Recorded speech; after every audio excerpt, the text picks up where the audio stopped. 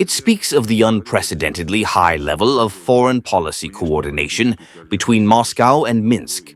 Annual meetings in this format have proven to be an effective mechanism for developing common approaches to key international issues and a mechanism for synchronizing our efforts in the global arena. And, of course, it is a good opportunity to strengthen professional contacts between the leadership and the experts of the two ministries of foreign affairs, simply for friendly and kind communication. Today we are summing up the results of the outgoing year, which marked the 83rd victory in the Great Patriotic War, a sacred holiday for Belarusians and Russians. First of all, I would like to express my gratitude to the Belarusian allies for their unwavering attention and support in all our common endeavors. Leading the program of coordinated actions in the field of foreign policy, the state is a participant in the Treaty on the Creation of a Union State. This program now covers 3 years, from 2004 to 2006. We have been working intensively on the ground of common Eurasian associations, such as, in addition to the Union State of the CSTO, the Eurasian Economic Union, the Commonwealth of Independent States, the Shanghai Cooperation Organization, as well as the BRICS, the United Nations Organization, the European Security Organization. In all these structures, we are in solidarity with almost all international problems. We are implementing important joint initiatives, including strengthening security and stability in Eurasia. Our unconditional priority has been the diplomatic support of large-scale bilateral cooperation and integration processes within the Union State. Of course, the Union State is the format that sets the tone in a number of areas. In accordance with the resolutions of our colleagues, in accordance with the instructions of the heads of state and heads of government, we have been paying close attention to strengthening cooperation in common integration structures, deepening ties between them, and increasing cooperation with the countries of the Global South, focusing on and coordinating on international legal issues, including countering the sanctions of Western aggression and a number of other areas. I think we have a lot to offer our citizens. As a result of all our efforts, the Russian initiative to provide the CSTO with an observer status in the CIS has been implemented. The CIS Plus format has been established. In September, the General Secretaries of the CSTO, and the CSTO signed a roadmap prepared by the Russian side on the development of trilateral cooperation and joint statements on the 80th anniversary of the end of the Second World War and the formation of the UN. The practice of cross-invitation of the heads of executive structures of the CSTO and the CSTO to the summit of these organizations has continued. I think it is highly desirable to engage in such cooperation with the Constant Committee of the Union State, if, of course, the State Secretary of our Union, Sergei Lavrov, supports this idea. We have assisted in establishing a dialogue between the Eurasian Economic Union, the United States, and BRICS, as well as in the coordination of the program of cooperation between the Eurasian Economic Commission and ASEAN in 2026 to 2030. We have begun to work on the issue of the activation of ties between the CIS and the African Union.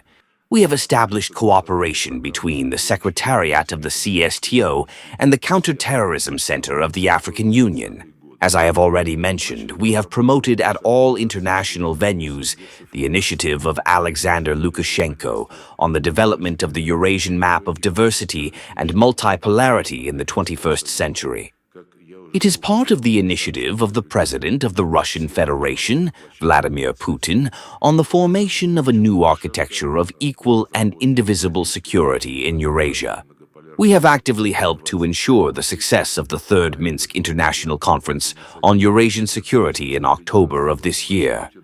We are pleased to note the expansion of the range of countries that share our approaches and are ready to join the relevant work. In March, the bilateral interstate agreement on the guarantee of their security within the framework of the Union State came into force. The work of special representatives of Russia and Belarus, deputies of the ministers of the CSTO, on the review of its actions began.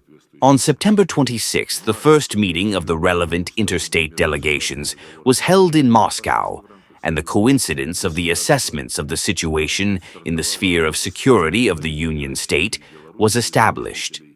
The relevant units of our ministries coordinated approaches to the relevant issues of international legal cooperation. I have already mentioned this.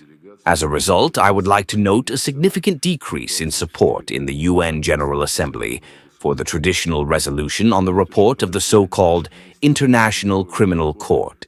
For the first time in all the years of this resolution, less than half of the UN member states voted for it. In March, our presidents signed a significant bilateral agreement on mutual protection of citizens from unjustified persecution by foreign states and international bodies of justice. A draft directive on mutual support and cooperation in the field of international justice has been prepared and submitted for consideration by the Supreme State Council of the Union State. In contact with our partners, we and our Belarusian friends are promoting a declaration signed at the previous meeting of our colleagues on the promotion of the role of international law and the principles governing the qualification of one-sided coercive measures as illegal. In May, our representatives at the UN distributed it at the Security Council and at the General Assembly. Significant efforts have been made to expand international support in the fight against the practice of illegal one-sided sanctions. With the submission of a group of friends to the UN Charter of Defense, where Belarus and the Russian Federation play an important role, the UN General Assembly in June adopted a resolution on the establishment of the International Day of Combating One-Sided Coercive Measures. This day will be celebrated on December 4th every year. In the final document of the 16th Ministerial Session of the UN Conference on Trade and Development, we ensured the preservation of the negative impact of one-sided sanctions on global trade. I know that many of those present here took part in this work. I would like to thank you all.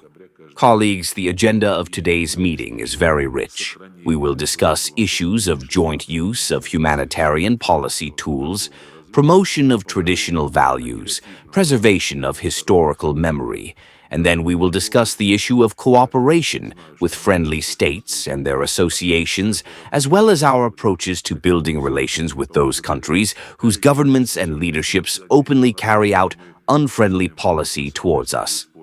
And of course, we will also discuss our relations with organizations that do not follow their charter principles, that do not lead by impartiality and equanimity, but try to take political positions, most of which are, of course, pro-Western positions. We will pay special attention to the exchange of experience on information support for foreign policy. As a result, we plan to sign a resolution, as usual, and a consultation plan between our ministries for the next 26 years. Thank you for your attention. I give the floor to Maxim Vladimirovich. Thank you, Sergei Viktorovich. Colleagues, first of all, I would like to thank you for the warm welcome and the atmosphere of joy that traditionally accompanies our meetings. Yesterday, we took a plunge into this atmosphere, which allowed us to discuss many sensitive issues in our relations and on the international agenda as a whole. I would especially like to stress the well-coordinated work of foreign policy agencies. The level of coordination between our ministries is truly unprecedented, as Sergei Viktorovich said, and I would like to say in particular that we, the Belarusian side, value this format of interaction very much. The very framework of cooperation created by the presidents of Belarus and Russia allows us to act confidently in any situation.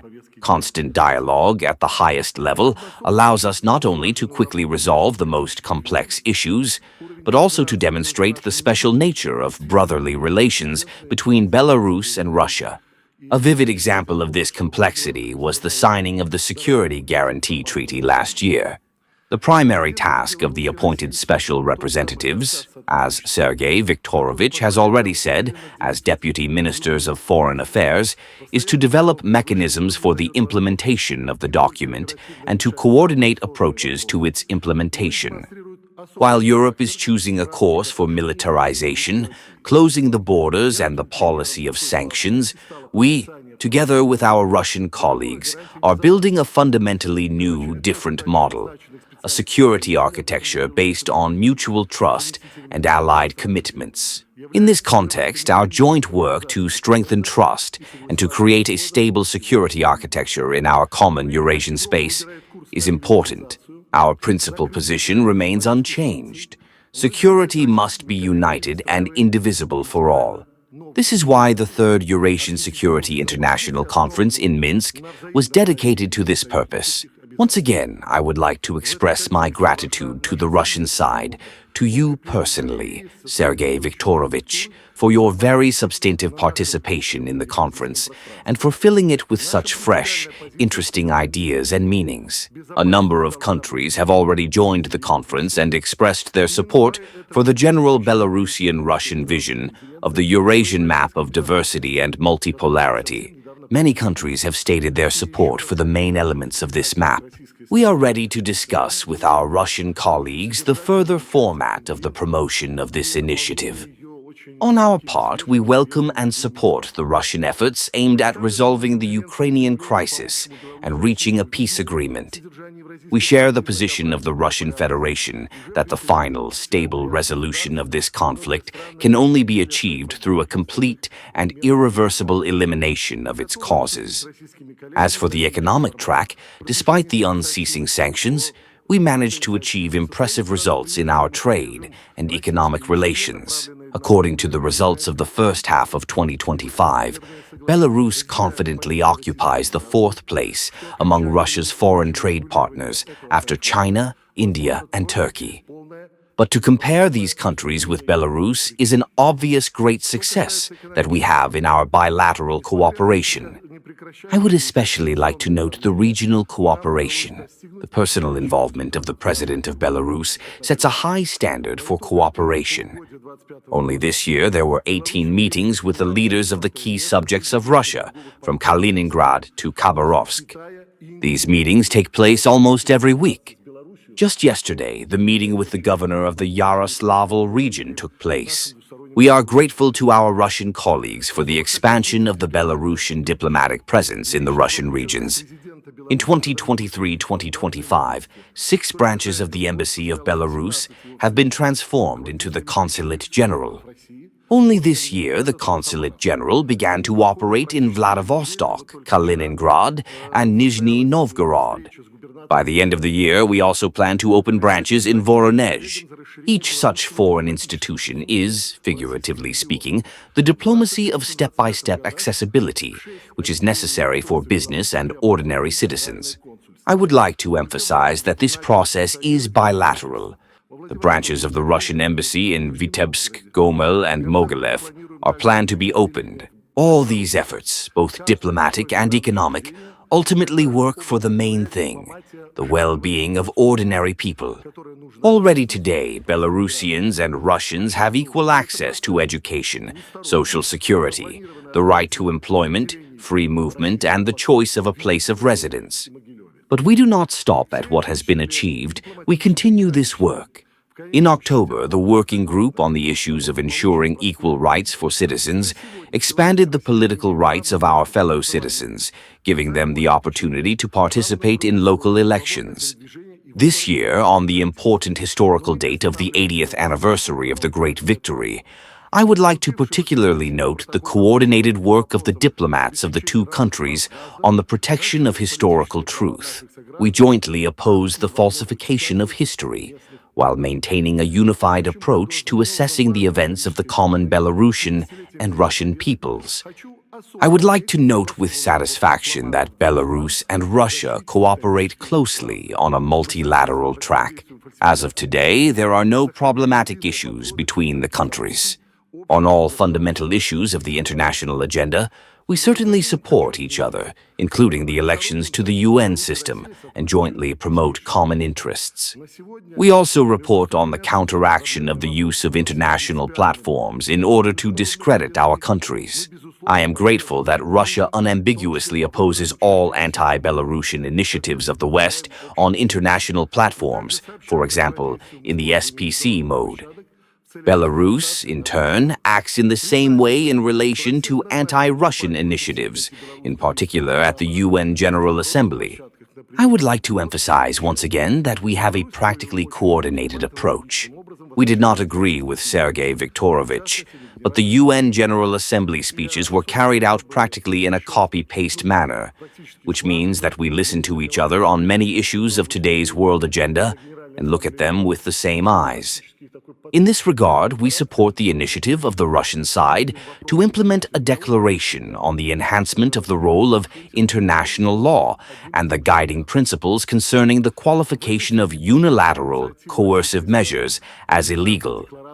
We are interested in continuing close coordination in order to use the common potential of the two countries to promote economic and humanitarian interests in the countries of the Global South, which we are increasingly inclined to call the global majority, using for this purpose the potential and opportunities of flagship structures such as the SCO and the BRICS.